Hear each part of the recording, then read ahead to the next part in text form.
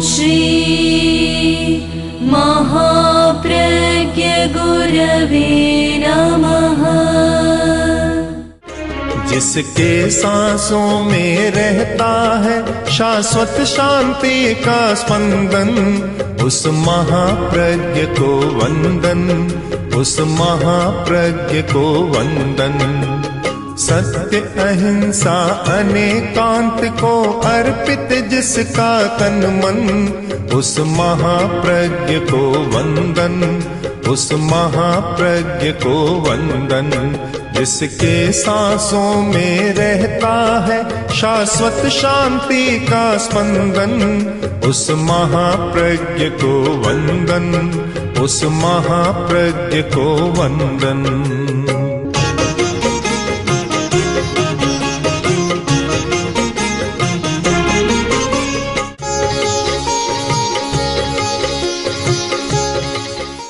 आउयम नरे कंखे, नरक के आयुष्य की इच्छा करता।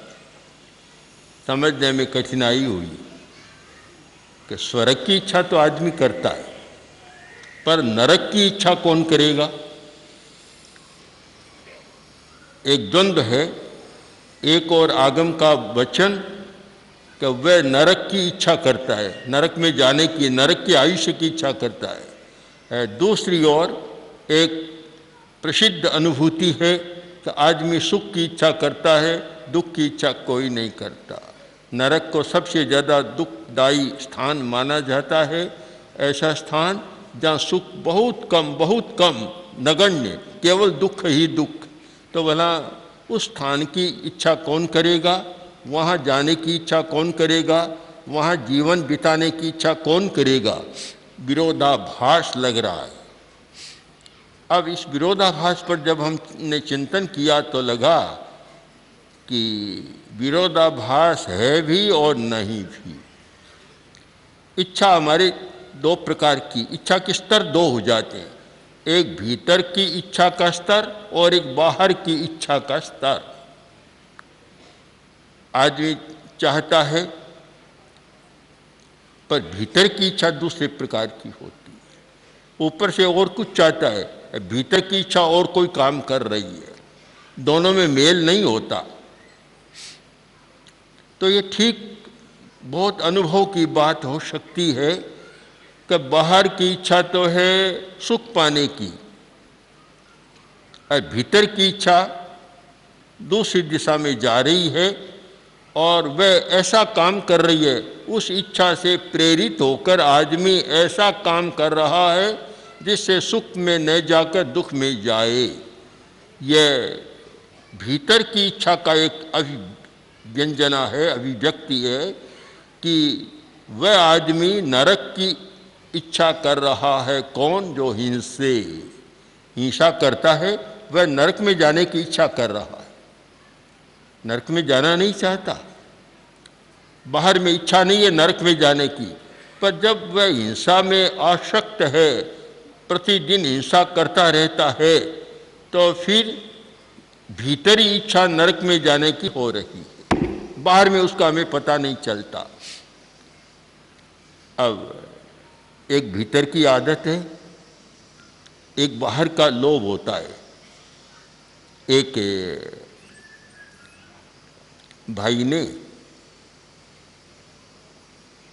अपने मित्र से कहा, जो बहुत बोलता था, साथ होता और बोलते ही रहता, उसने सोचा कैसे करें अब इसको बदले। मित्र है, अलग तो हो नहीं सकते, साथ में आते हैं रहते हैं, इतना ज़्यादा बोलता है, काम ही नहीं करने देता। उसने सोचा एक उपाय करूं, तो उसने एक दिन कहा, देखो भाई, तुम 5 मिनट मौन कर लो तो मैं तुम्हें 100 रुपया दूँ। अब इच्छा किसकी है? रुपया पाने की इच्छा है, बाहर की इच्छा तो रुपया पाने की। उसने कहा ठीक बात है, अभी करता हूँ। बैठ गया, 3 मिनट हुए और बोला घड़ी देखो 5 मिनट हुए है या नहीं। द्वंद्व है, भीतर का कुछ और चल रहा है, बाहर का कुछ और चल रहा है। बाहर से तो यही है कि 100 रुपया ले लूँ, और भीतर में वह आदत की अपनी इच्छा चल रही है। बीच में ही बोल उठा,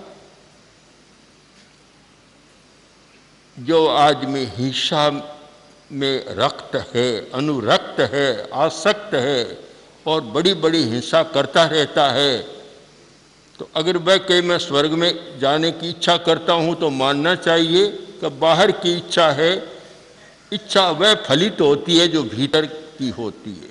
बाहर की इच्छा कम फल देती है, वह काम भी कम होता है।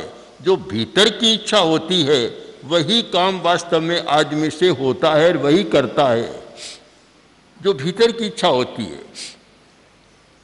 अब संयोग कोई बना कि एक करोड़पति आदमी मर गया, दाह संस्कार हो रहा था और कुछ लोग औपचारिक रूप में जाते हैं, साथ में जाते हैं, सैकड़ों लोग गए थे। एक आदमी फूट फूट कर रोने लगा,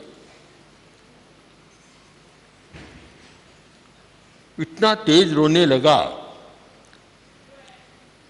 एक आदमी आखिर बोला, अरे भैया क्यों रोते हो, दुनिया का नियम है, आदमी आता है चला जाता है, इतना रो मत, शांति रखो। फिर पूछा, बताओ तुम्हारे लगता क्या है, क्या लगता है? अब देखिए द्वंद्व होता है। बोला, मेरे कुछ भी नहीं लगता, कुछ भी नहीं लगता। तो फिर क्यों रोते हो? कुछ भी नहीं लगता तो रोते क्यों हो? कि एक करोड़पति आदमी चला गया और मुझे कुछ मिला नहीं, कितना अच्छा होता मैं इसका कोई बेटा होता या सगा संबंधी होता, इसलिए रो रहा हूं। बाहर में कोई संबंध नहीं है, पर भीतर में एक संबंध काम कर रहा है। हम भीतर की क्रियाओं को समझने का प्रयत्न करें। भीतर में एक क्रिया काम कर रही है कि अगर मैं इसका बेटा होता तो सारी संपत्ति मेरी हो जाती। इसीलिए अंतर क्रिया और बाह्य क्रिया दोनों को ठीक समझना चाहिए। जो बाहर की क्रिया है उसके आधार पर व्यक्ति की पहचान नहीं होती, व्यक्ति कैसा है। व्यक्ति की पहचान होती है आंतरिक क्रिया, भीतर की क्रिया के आधार पर कि वह भीतर में कैसा है, बाहर में कैसा है पता नहीं लगता। भीतर में कैसा है, जब तक व्यक्ति को अपने भीतर की बात का पता नहीं लगता तब तक वह हिंसा करता और भी अनर्थ करता रहता है। एक शासक का नाम तो हम न लें, इतिहास प्रसिद्ध व्यक्ति है, पर नाम न लें, केवल घटना पर विचार करें और उसका विश्लेषण करें। बहुत क्रूर था और नरसंहार, कितने गांवों को उजाड़ दिया। अब उसको क्या कहें कि वह क्या चाहता है, मरने के बाद स्वर्ग में जाना चाहता है या भगवान के पास, खुदा के पास जाना चाहता है? बाहर की इच्छा क्या कहेगी कि वह भगवान के पास जाना चाहता है, खुदा के पास जाना चाहता है और वहाँ बिल्कुल न्याय में उत्तीर्ण होना चाहता है। किंतु भीतर की बात पूछो तो भीतर तो कह रहा है कि नहीं, ये कभी नहीं होगा, न स्वर्ग में जाएगा, न भगवान के पास, न खुदा के पास, जिसको मानो उसके पास भी ये नहीं जाएगा। अब दोनों में बड़ा संघर्ष है। तो शासक बड़ा क्रूर था। एक दिन वह जंगल की शेर के लिए गया, वजीर साथ में था और देखा एक पेड़ पर दो उल्लू बैठे। ये जो क्रूर व्यक्ति भी होते हैं साथ साथ में कुछ विनोद भी करते हैं, मजाक भी करते हैं, क्योंकि क्रूरता में आदमी नीरस होता है तो उसके मन में थोड़ा सरसता की बात भी आती है, प्रकृति है आती है, इसलिए मजाक विनोद भी करते हैं। क्रूर मनुष्यों का इतिहास जो हिंदुस्तान के या बाहर के क्रूर शासक हुए हैं उनमें क्रूरता थी तो साथ में प्रेम और सरसता का भी प्रयत्न था। तो जब पेड़ पर बैठे दो उल्लुओं को देखा तो वह बोल उठा कि वजीर साहब, तुम तो उल्लुओं की भाषा समझते हो, जानते हो, वजीर को भी उल्लू बनाना था कि तुम भी उल्लू की भाषा जानते हो। वजीर तो बहुत बुद्धिमान था। हाँ हजूर, जानता हूं, मैं जान ही नहीं रहा हूं, मैं इनकी बात सुन रहा हूं। बहुत अच्छी बात कर रहे हैं, अच्छी बात है। अच्छा, सचमुच तुम जब भाषा जानते हो, सुनते हो कि हाँ बहुत अच्छी तरह जानता हूं, बहुत बढ़िया बात कर रहे हैं। क्या बात कर रहे हैं? ये बात तो नहीं बताऊं तो ही अच्छा रहेगा। अब जब मनाही करो तो और ज़्यादा आग्रह हो जाता है कि नहीं अब तो बतानी पड़ेगी, बात तो बतानी होगी। उसने कहा आप थोड़ा एक बार ठहरे, मैं पूरी बात सुन लूँ, फिर आपको बता दूंगा, आपकी इच्छा है तो।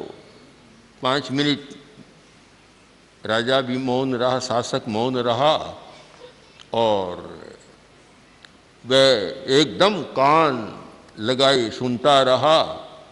जब बात पूरी हो गई, कहाँ पूरी हो गई, बोलो क्या बात है? कि बात बड़ी विचित्र है। क्या? कि ये 2 उल्लू है, दोनों अलग अलग स्थानों से आए हैं। एक उल्लू बोला कि मेरे लड़की है, लड़की की शादी करनी।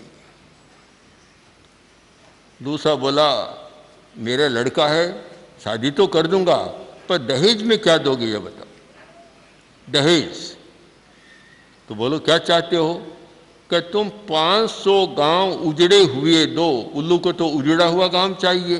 कि 500 उजड़े हुए गांव दहेज में दो तो मैं शादी की बात स्वीकार कर सकता हूँ। वह बोला कैसी मूर्खता की बात करते हो, समझदारी नहीं। 500 नहीं 1000 दे सकता हूँ। अरे 1000 कहाँ से आएंगे? कि तुम्हें पता नहीं है, हमारे देश का शासक है, इतना क्रूर है कि 500 क्या 1000 गांवों को उजाड़ दिया, और ज़्यादा उजाड़ दिया।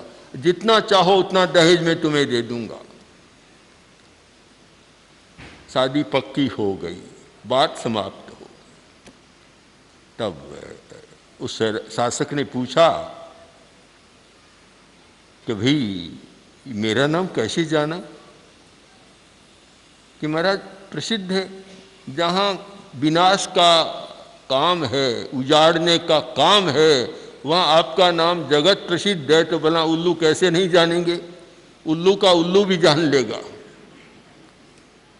कैसे नहीं जानेंगे? यह बात सुनी मन में ग्लानि हुई, ग्लानि कि इतनी बदनामी है मेरी कि जहाँ उजड़े हुए के साथ मेरा नाम जुड़ा है, बसाने के साथ मेरा नाम नहीं जुड़ा है। अब अंतर का बोध हुआ। अब हम मिलाएंगे कि बाहर और भीतर का फर्क। बाहर में तो बड़ी क्रूरता का काम करता था, किंतु जब अपने अपयश की बात सुनी, अपनी बुराई की बात सुनी, एकदम भीतर का भाव जाग गया, भीतर की इच्छा जाग गई कि तुम बहुत गलत काम कर रहे हो और यह काम तुम्हें नहीं करना चाहिए। कहा जाता है उसी क्षण से उस शासक ने संकल्प कर लिया कि अब मैं उजाड़ने की नहीं, जितने उजाड़े हैं उनसे ज़्यादा बसाने की बात करूँगा। यह भीतर और बाहर का एक द्वंद्व, अंतर्द्वंद्व कहते हैं। अंतर्द्वंद्व हमारे भीतर का द्वंद्व होता है। हम केवल बाहरी द्वंद्वों को समझने का प्रयत्न न करें, भीतर के द्वंद्वों को समझने का प्रयत्न करें। हमने देखा है कि हिंसा करने वाला भी एकदम बदल जाता है। इतिहास में भी घटनाएं हैं, साहित्य में भी घटनाएं हैं। वाल्मीकि कैसे बदला, डाकू से महर्षि बन गया और ऐसे काव्य की रचना की। वाल्मीकि रामायण जो संस्कृत का एक प्रसिद्ध काव्य है, इतना बढ़िया काव्य, और ऐसी रचना की जो आज भी उत्तमतम रचना, उत्तम है। अंगुलीमाल बदला, रोहिणी चोर बदला, अर्जुन मालाकार बदला, ये सब बदले। ये परिवर्तन कहाँ से आया? बाहर से नहीं आया। भीतर में एक चेतना काम करती है, उसकी अपनी इच्छा होती है, और एक बाहर की जो परिस्थितियों के कारण इच्छा बनती है, जब तक बाहर की इच्छा काम करती है तब तक आदमी हिंसा में भी रस ले लेता है, और जब भीतरी इच्छा से संपर्क होता है तब स्थिति बदल जाती है। तो हम दोनों इच्छाओं को समझने का प्रयत्न करें तो फिर भीतर की इच्छा आचरण जैसा है वह भीतर की इच्छा उसके साथ काम करती है। एक आदमी हिंसा करता है तो भीतर में इच्छा हिंसा करने की है, वही क्रिया चल रही है। और इसी आधार पर जैन आगमों में क्रियावाद का एक बहुत बड़ा सिद्धांत है, क्रियावाद। कर्मवाद को तो लोग जानते हैं, क्रियावाद को कम जानते हैं, किंतु क्रियावाद को जाने बिना कर्मवाद को जानने का अर्थ अधूरा होता है। कर्म का बंध किससे होता है? क्रिया के कारण होता है। क्रिया कर्म बंध का कारण है। इसलिए यह जानना जरूरी है कि कौन सी क्रिया के द्वारा व्यक्ति किस प्रकार के कर्म का बंध करता है। बहुत विस्तार है क्रियावाद का, इतना विस्तार है। अगर किसी को देखना हो तो जो कोष निकलते हैं उनमें क्रियावाद को देखें, पढ़ें, तो पता चलेगा कि क्रियाएं कितनी होती है और हमारे भीतर की क्रियाएं कैसे काम करती है और किस प्रकार व्यक्ति अपनी क्रिया के द्वारा बाहर में काम करता है। तो हिंसा, जिस व्यक्ति में हिंसा है, हिंसा की भावना है, हिंसा करता है, तो उसके भीतर में हिंसा करने की इच्छा विद्यमान है, अविरति है, अभी वृत्ति नहीं हुई है, व्रत नहीं हुआ है, संकल्प नहीं किया कि मैं हिंसा नहीं करूँगा। जब संकल्प नहीं है हिंसा के त्याग का तो भीतर में हिंसा की क्रिया चालू रहती है। आदमी मारता है कभी कभी, कभी जीव को, छोटे जीव को मारता है और कुछ लोग बड़े जीव को भी मार देते हैं। तो ये तो बाहर की क्रिया है, बाहर की। पर भीतर की क्रिया, मारने की क्रिया, वह जब तक व्रत नहीं है, अविरति है, एक इच्छा है, अज्ञात तृप्ति और आकांक्षा है, या एक प्रकार की तप्ति है, ताप है। जब भीतर का ताप है उसे शांत करने के लिए वह हिंसा भी कर देता है।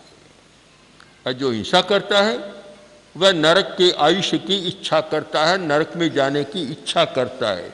इसलिए हम इच्छा, क्रिया, प्रवृत्ति और कर्म बंध, इन सब को एक साथ समझ सकते हैं। अलग करने पर पूरी बात समझ में नहीं आ सकती। हिंसे बाले मूषाबाई, जो हिंसा करने वाला है बाल है, अज्ञानी है, सच्चाई को नहीं जानता। बाल कौन होता है? छोटा बच्चे को बाल कहते हैं। यह तो अवस्था से जुड़ा हुआ बाल शब्द का प्रयोग है, किंतु बाल शब्द केवल अवस्था से नहीं, अज्ञान से भी जुड़ा हुआ है। एक अज्ञानी को भी बाल कहा जाता है, और एक जो अव्रति है, जिसने भीतर की इच्छा का संयम नहीं किया, वह भी बाल है, उसे भी बाल कहा गया है, पंडित नहीं कहा गया। बाल और पंडित, सूत्र कितांग सूत्र में उस व्यक्ति को बाल कहा गया जिसके कोई व्रत नहीं है, जिसने अपनी भीतर की इच्छा का निरोध नहीं किया है। अविरयम पड़ुच्चय बालेति आहिज्जयी, अविरति है वह बाल है, चाहे 70 वर्ष का हो गया चाहे 100 वर्ष का हो गया, बाल है। यह एक आध्यात्मिक दृष्टिकोण है। गीता में भी पंडित उसको कहा गया है कि जो स्थित प्रज्ञ होता है, जिस निष्प्रिय है, निर्मम है, निरहंकार, वह पंडित होता है। पढ़ाई करने वाला पंडित नहीं कहा गया। तो बाले, वह बाल है, अज्ञानी है, वह नहीं जानता कि हिंसा का परिणाम क्या होता है। वह नहीं जानता कि हिंसा की जो वृद्धि होती है उससे समाज कितना दुखी बनता है। जिस परिवार में हिंसा बढ़ती है परिवार दुखी हो जाता है।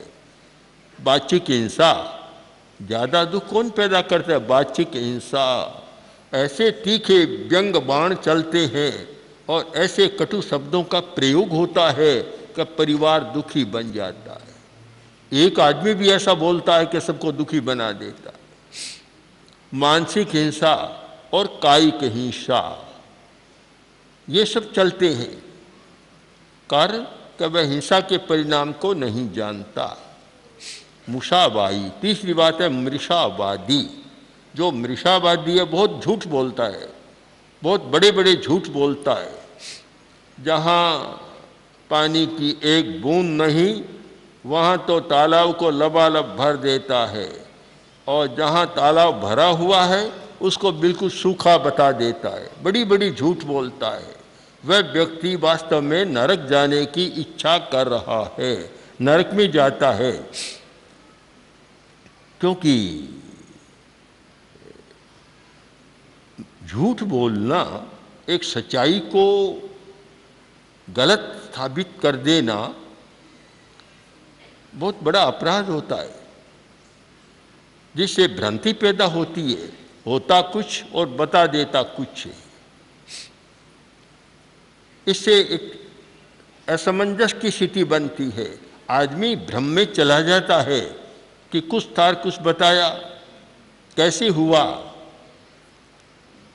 बड़ी समस्या है। ये विवाद का विषय चला था।